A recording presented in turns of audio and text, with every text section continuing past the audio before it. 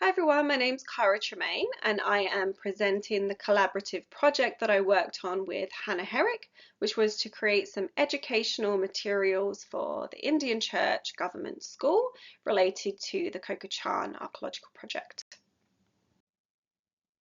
So just as a reminder, Coco Chan is situated here in the Orange Walk district of Belize, and it is adjacent to the New River Lagoon, which is of course where the famous Lamanai archaeological site is located. So in 2023, I was supervising the excavations at Coco Chan with 3 undergraduate students in the South Plaza. And here you can see the grid system that we set up across the plaza, and we excavated small 1 by 1 meter units. And on the right, you can see our students are measuring and recording some of the information from these excavations.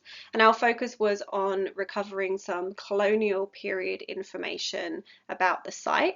Previously, the Kakabish Archaeological Project had uncovered some evidence of colonial period occupation around Coco Chan, and our investigations were to see if we could find any more information about this period of time and the relationship between the Maya and the Spanish. So while we were focused on colonial period occupation, one of the really interesting artifacts that we found came from a much more recent period of time. And you can see in the images here, we recovered pieces of a clay smoking pipe, pieces of the stem and the smoking bowl that we believe to be 19th century in date, based on pipes that have been found at other sites in Belize like Lamanai.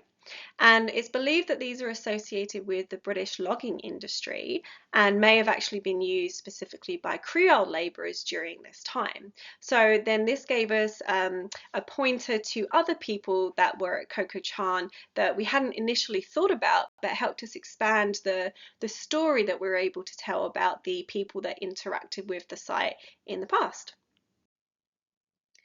So we visited the school in Indian Church Village towards the end of our field season to share some of the results that we had uncovered. And the students at the school generally range in age from about 5 years to 11 years old, and they're mostly bilingual, but they are taught in English. And I was really encouraged to integrate school into our outreach because we hadn't actually initially thought much about how to integrate the students when we first applied for the grant, but having become a mum myself not long before we went to Belize, this became something that actually was really important to me, and I wanted to try and give back to the community, but especially the young students. And here you can see in the images some photographs of our visit. On the left are the diagnostic artifacts that we brought along for the students to see, and we brought some posters from the Institute of Archaeology as well.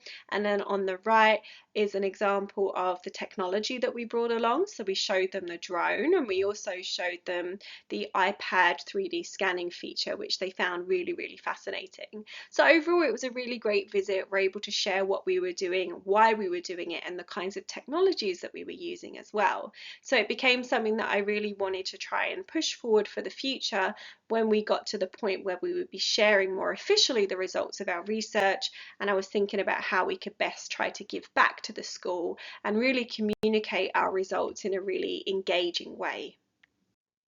So this is where my collaboration with Hannah Herrick comes into play. Hannah is a PhD student in my department. She is a geoscientist and an archaeologist specialising in ancient lime plasters, and she's also an illustrator who has worked on outreach projects related to archaeology in museums. Here you can see some of the illustrations that she's done for her website called Dig Doodles, and here you can see a colouring book that she created for Harvard Art Museums about ancient Egypt. So even though she's not a Mayanist, I knew her expertise in archaeology and her really fun, engaging illustration style would work really well for this outreach project. So we had an initial meeting where I explained the concept of the project and that I wanted to create something paper-based and engaging for the school, and that it needed to be appropriate for a range of different ages.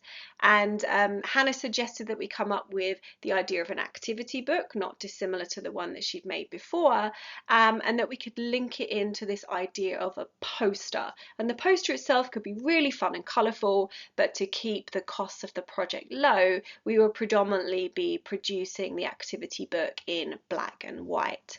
And we would have a select number of illustrations representing different aspects of Coco Chan on the poster, and then we could incorporate more into the activity book. So eventually we would put some text into the booklet, but initially the poster itself was focused on illustrations in Hannah's really young, vibrant and whimsical style. So after landing on a format together, I put together a document contextualizing Coco Chan and where Indian Church was in relation to it. So here you can see examples from that document where I give Hannah lots of different maps and an overview of how the site sits today in agricultural fields.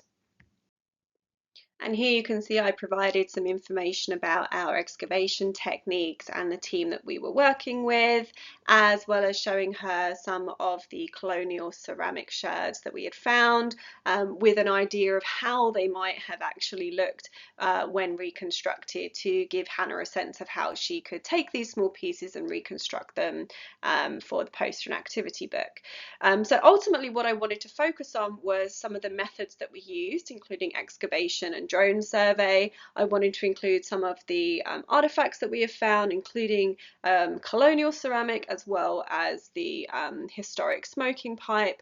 And I also wanted to tie the stories in of the people that were associated with Coco Chan in the past, not only the ancient Maya and the Spanish, but also potentially the British loggers. I also shared links to some other resources for Hannah to help her understand the context of our work around Lamani in the village, and I shared her this link to this website that SciArc have created about the Lamani High Temple, and it has some really great interactive elements, and it actually features people from Indian Church Village, including the school principal, so that Hannah would have more of a context of the people and them talking about their relationship to archaeology and heritage. And then to help inform Hannah's representation of the poster and the content, I shared with her some examples of Maya painted ceramics from Belize, because they have some content that can help inform the way that people may have dressed and the painting style of the past. So I shared with her this one in particular from Acton Balam, and she uses this illustration later on for the really fun cut out ceramic activity that she created at the end of the activity book.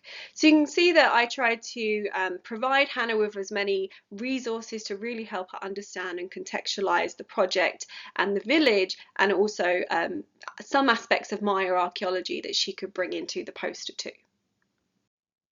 So over the next weeks and months, Hannah and I exchanged many conversations together over email as well as in person. She would visit me in my office to show me drafts of illustrations that she was working on. Together we marked up early versions of the poster with some edits and corrections, and then Hannah used all of that feedback along with what she had learned from the resources to produce this fantastic result. So this is a really colourful poster that Hannah created, and you can see how she's incorporated the ideas and the images that she was provided into her really own whimsical and engaging style. So here, for example, she's taken inspiration from the images of our students excavating at Coco Chan to create her own representation of archaeologists at the site. And here she's incorporated an image of the type of drone that Alec used for survey, as well as a photograph taken of the fields with stone bases showing remnants of Maya structures around the core of Coco Chan. So the top portion of the poster then represents the methods that we were using to investigate the site, while you can see the middle area shows on either side the two main artifacts that we really wanted to focus on and draw attention to, and below each of those artifacts are the associated stories that they can tell us about. So the colonial ceramic on the left tells us the story of this period of time and the impact it had in the area when the Spanish came into the region. On the right, the 19th century smoking pipe is likely associated to the British logging industry, and perhaps the pipe itself may have been used by Creole labourers who appear on a cut log with a British supervisor behind them.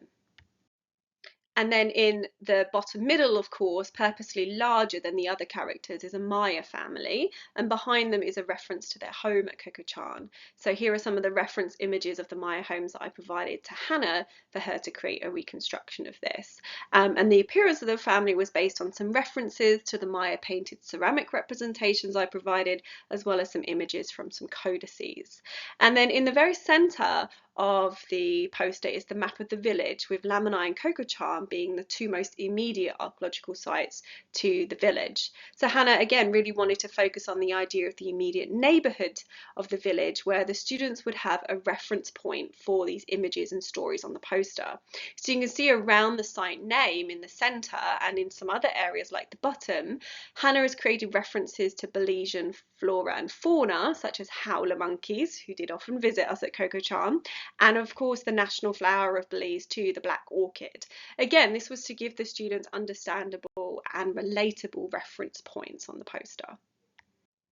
We then worked off the poster to create the activity book, incorporating the imagery so that we could point the students to certain information and have them think about it or respond to it in different ways. So some elements were about archaeology more generally, such as the ceramic reconstruction puzzle that you saw earlier, which relates to the fragmentary ceramic that we've represented. So we get students to learn about how we reconstruct fragmentary evidence and artifacts through archaeology. And you can see here some examples where we've directly tied in the Maya family represented on the poster, and we've associated to this idea of Coco Chan as a home for them and the Mayan language that they would have used to refer to it. So here we're asking students to imagine the ancient name of Coco Chan, because we don't currently know it. We've asked them to use glyph for animals, which relates to the name of Lamanai being submerged crocodile. And then on the next page, as you can see, we've actually explained the process of excavating the site, and we're having the students do join the dot activity underneath to reveal a ceramic artifact in the excavation unit. And then we advance this idea by asking students to imagine what the reconstructed ceramic like this may have had inside of it and what it might have actually been used for, encouraging the students to draw things inside the ceramic. And then on the adjacent page, it asks them to think about what the Spanish may have actually brought in terms of material goods to Coco Chan, and acknowledging that we ourselves didn't directly find any Spanish trade items through our small-scale excavations. So Alec visited the school in June of this year to deliver the poster and the activity books, and they were really well received. The students really enjoyed learning about Coco Chan from the activities, and they loved having the poster in the classroom, and it's something that can be reused again in future years. And we've given the teacher extra copies of the activity books, and it is something that we can send more copies of in the future. And the teacher commented on how this fits into their curriculum too, which is a fantastic thing. But of course we do acknowledge that consultation with the school ahead of time would have been ideal, as we were thinking of what would have been the most interesting and engaging aspects for the students, but we should have brought the school into the discussion earlier on, and it is something that we will be endeavouring to do in the future. And to conclude, I wanted to share some advice that Hannah has shared about her work in archaeological outreach for people that are interested in working with an illustrator. Firstly, she suggests setting aside some money in the budget from the very outset for outreach work and for hiring an illustrator. In this day and age where we could potentially all use generative AI, it's really not going to do the job of working with a knowledgeable illustrator on creating these kinds of unique and bespoke and appropriate materials. Another thing Hannah suggests is trying to get to know your audience in terms of what they already know and what they want to know. And so for us, we were thinking about what the students might already know about Coco Chan, which we assume to be very, very little, and what they might want to know about our project. And this was based on what we thought their interests were after having visited the school and thinking about the kinds of information that we thought that they would want to learn. Hannah also suggests outlining ideas and objectives and remembering that resources like this are a tool, and so it's best to think about how they can function effectively. And then finally, she suggests being prepared to collaborate. So on the side of the archaeologist, that would be preparing some information for the illustrator to contextualize the project. And from the illustrator's point of view, it's trying to learn more about the project context if you're not already familiar with it, and being prepared to brainstorm, raise questions, and have some input on layout and clarity, etc. And that's something that I think that we worked very well on, and I think Hannah would agree. Ultimately, we were really successful because we did a lot of collaboration through this project. So finally, I just want to acknowledge that this project wouldn't have been possible without the help of many people. Firstly, the Indian Church Gov't School staff and students.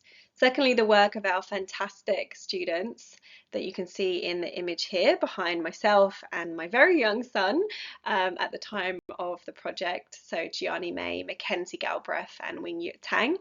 Of course, our friends in Indian Church Village, the Kakabish Archaeological Research Project support, and Herrick Insight Development grant funding, which made this project possible.